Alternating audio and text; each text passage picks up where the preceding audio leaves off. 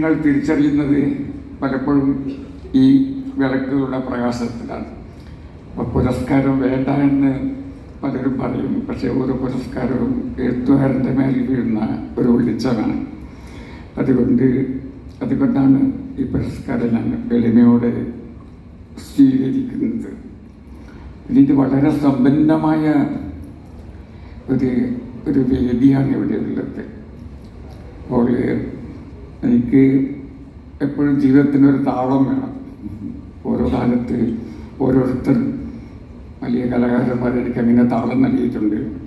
പക്ഷെ ഇപ്പോൾ എൻ്റെ ജീവിതത്തിന് താളം നൽകുന്നത് എനിക്കേറെ ആരാധ്യനായ കുട്ടൻ മാരാറാണ്.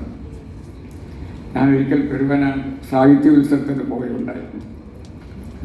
അപ്പോൾ അവിടെ വെച്ച് പിന്നെ പെരുവന കുട്ടന്മാരാർ എന്നെ പൊന്നാട അണിയിപ്പിച്ചു. അപ്പോൾ ഞാൻ അമ്പരന്ന് പോയി. കാരണം ഞാൻ അദ്ദേഹത്തെയാണ് പൊന്നാട അണിയിക്കേണ്ടത്, അദ്ദേഹം എന്നെയല്ല. അപ്പം അതുപോലുള്ളൊരു മഹാകലാകാരൻ്റെ സാന്നിധ്യത്തിലാണ് ഞാൻ ഈ പുരസ്കാരം ഏറ്റുവാങ്ങിയത്. പിന്നീട് എനിക്ക് വളരെയധികം വേണ്ടപ്പെട്ട എന്നോട് മനസ്സിനോട് ചേർന്ന് നിൽക്കുന്നവരാണ് ഈ വേദിയിലുള്ളവരെല്ലാം തന്നെ. ഇപ്പോൾ രാധാകൃഷ്ണനെ വളരെ കാലമായിട്ട് അറിയാം. രാധാകൃഷ്ണനും